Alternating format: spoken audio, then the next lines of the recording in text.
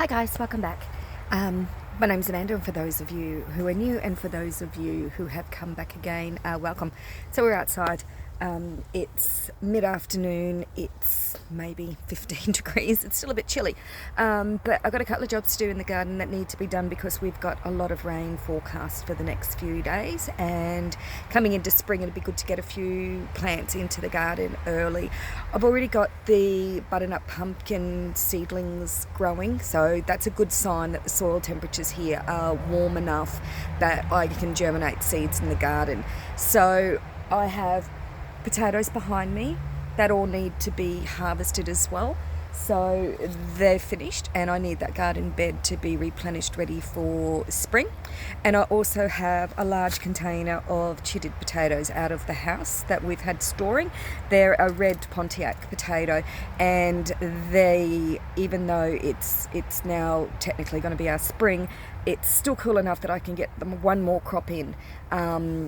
So I've got about 20 kilos of them that need to be put into the garden, so we're going to do that as well. But I might as well pick these other potatoes first, and we'll see what, maybe a dozen potatoes, how many they produced. I have already harvested once from this bed as well, so it's probably about half actually. Let's see how many potatoes we get. So this here is the potato that I'm going to be harvesting. They've all started to die back now. I could probably let them go a little bit longer, but I actually want to be able to get into this bed, as well as I've got tomatoes that are growing close to here, and I need this bed. So I'm going to lift up all of the soil and we'll have a look and see. There's two types of potatoes growing in here, Kiplers and the red Pontiacs. They were planted around Anzac Day period, around April, end of April, May, and it's now the end of August. So we'll see how we go. There's a nice potato to start with. Let's see how many we end up with once I start giving these a proper clean out.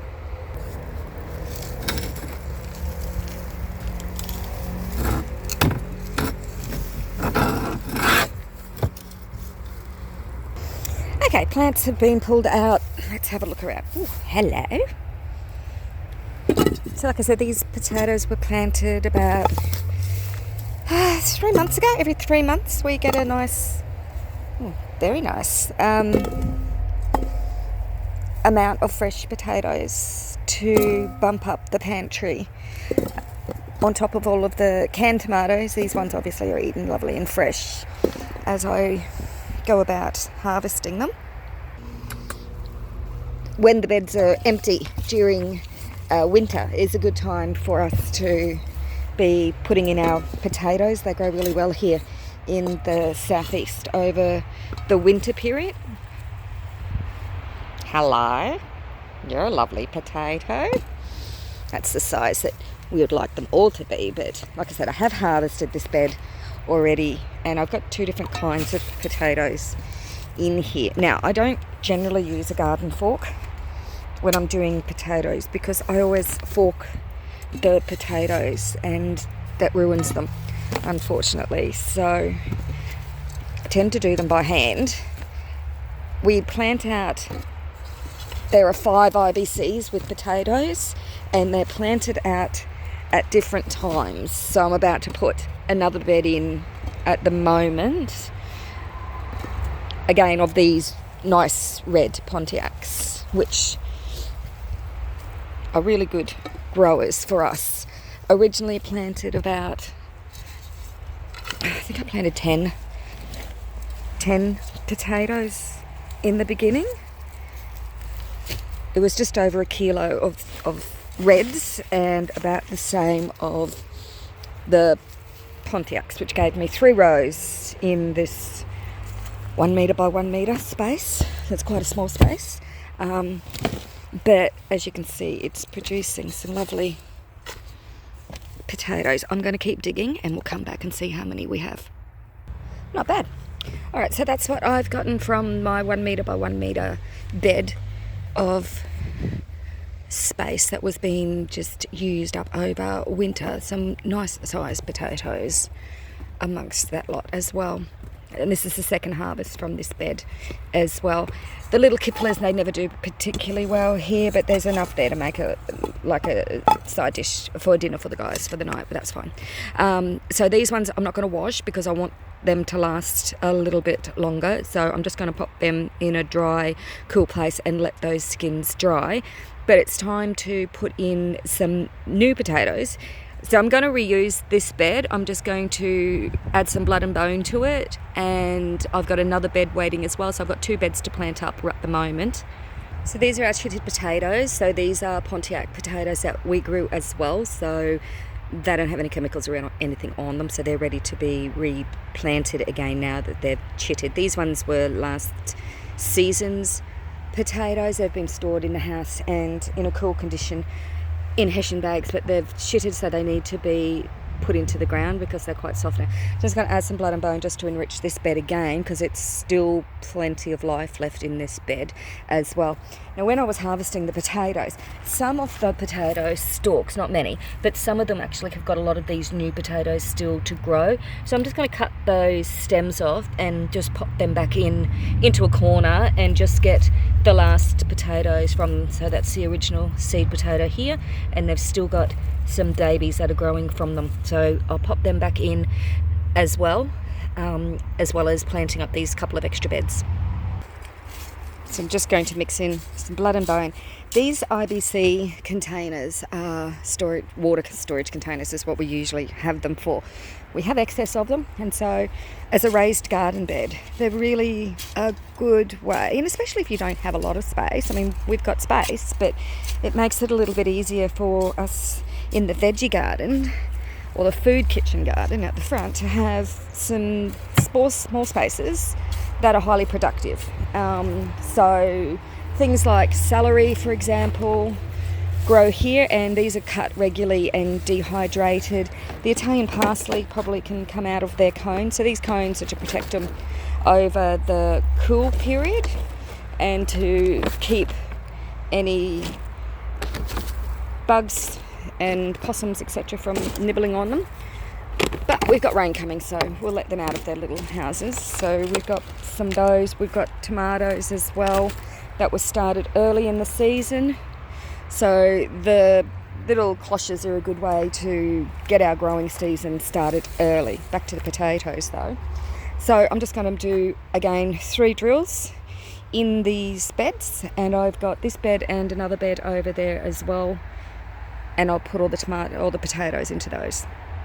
Now this bed is teeming with earthworms, so it's a really good, rich, composted soil of lawnmower clippings mostly, as well as some different organic mulches from the stables. So I've got 3 drills, pretty simple. No, I don't put my potatoes in the lower drills. I drill across the top and put my potatoes across the top, spaced out evenly, and then as they grow, it makes it easier for me to then add more to the beds, so I can get quite a lot of potatoes in this space. So there are 20 potatoes buried now, with the roots facing upwards, and then they're just buried, and that's where they will then produce the new foliage, and then it's just a matter of mounding up from the sides and then adding to them. The potatoes themselves will continue to grow beneath the height of these potatoes, so as long as I keep their bases well covered, we end up with get about 1 kilo from each potato, half a kilo to 1 kilo, depending on how long I leave them for. The longer I leave them, the more you get, but that never lasts very long in these gardens. Right, so that bed is completed, and we'll move on to the next one. Easy. Okie dokie, another bed ready. I've got 4 drills in this one to plant the rest of the potatoes into, and then I'll go and check on all the seedlings. Easy, potatoes are in, and then I'm just going to cover them all up. Easy. And then I can top them up from each of the mounds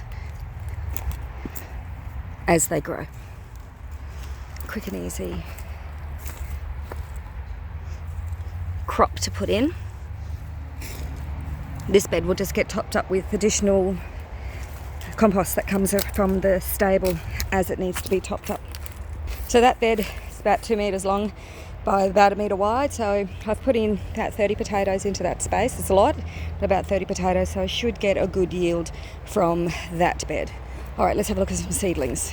So it's not quite spring, and we're still cold, but this is a good sign. So these are the first of the butternut squash seeds that were planted 2 weeks ago, 3 weeks ago. They've taken a little while to come up. Let's see what's left of one of the seeds there. But it's a good sign that they are starting to germinate, and an early tomato, so that's a good sign. So I'll check my seedlings or the other seeds that were planted also, and we'll see if we've had any luck with any of those, and then move on to what was already growing in the garden. There are some coming up. I don't expect a lot of success from any of these because the seeds were all several years old. So I just figured I'd put them in, and if they grew, they grew, and if they don't, they don't. That's okay, because I've got new seeds coming now this next week with all of the season's crops that we'll be putting into the big beds as well as these smaller beds around here. So in the netted off area, because we have wildlife and hares and obviously insects, and we don't use chemicals to spray, they look pretty good. We've got capsicums, lots of tomato seedlings coming up everywhere because this was a former tomato bed. So I've got capsicums, parsley, and a lot of tomato seeds. I'll get rid of those.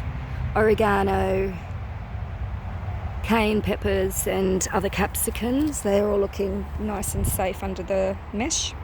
The choco that we planted, growing really well. That's good, which means I can take out the old choco. I did put in a whole heap of beans, but can't see any of those. I can see garlic and I can see pineapple and tomato.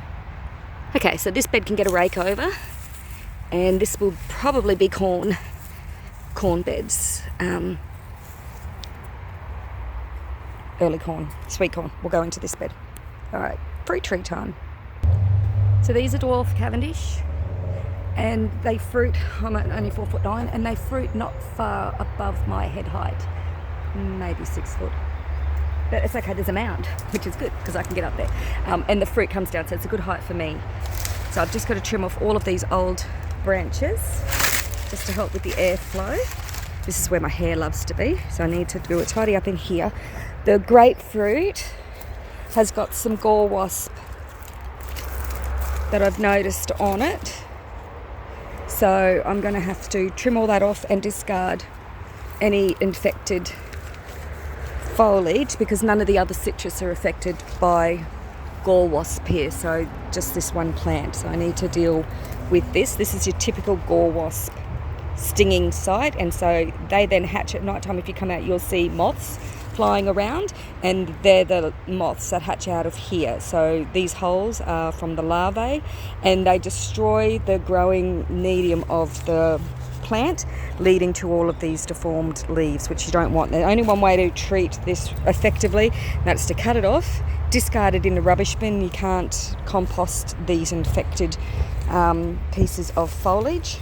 So that's a fresh indication of gall wasp attack here. So these will all be trimmed off and discarded. The plant's due for a trim anyway, so it's fine. And I've got a lemon tree close by here that I just need to check on as well. So this small, it's a Lisbon lemon. It's just starting to flower again, which is perfect. So I'm just going to come up here with the excavator, give it a trim. There's no obvious sign of any gall wasp damage. There's some nibbling on the leaves. Can be one of two things: caterpillars, which I don't mind because they produce a beautiful butterfly, so I don't mind if it is caterpillars that's been doing it. We do get rats from a neighbouring property in the bush, and they sometimes have a bit of a nibble, so do the possums. Either way, it's not affecting the plant because it's got plenty of flowers ready for next season's fruit, which is fine. So I'll give this one a tidy up as well and give it a feed. I'm just watching for snakes. Just give it a feed and it's going to produce lovely lemons for next season. This is another dwarf banana, but this is a dwarf ladyfinger. So this came from Tropical Fruit World down Tweed, and this was my mum's plant originally, and it took years for hers to grow, and it's taken years for the sucker. Now, probably 8 years, long time, from the time we moved the sucker from the Tweed up into southeast Queensland. So it's also just going to get a trim and a feed. We're going to bring the excavator up here and give it a big clean up. And they're our ladyfingers, and they're all thinned out last year, just before we actually got a cyclone, but they were all trimmed out, which was great. And I do have some bunches of bananas as well that I'm going to have to bag, but they're quite small plants compared to what they normally would be because I've taken out the big mothers. So these are suckers. So I'll just give them all a big feed as well.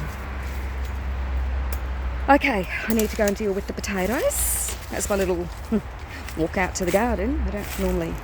It's just because the temperatures have been so cold, we've not been working in the vegetable section. This is a persimmon.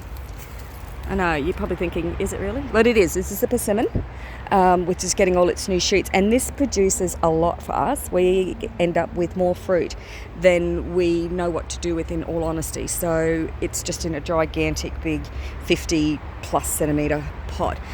So I might actually see if hubby wants to dig a hole with the excavator, and we'll put it and the olives into their spots. This is going to be another big garden bed here once we get around to putting in some more bases. Okay, that's my walk around. Need to go and deal with my potatoes and go and check on the pressure cooker. Okay, bye now.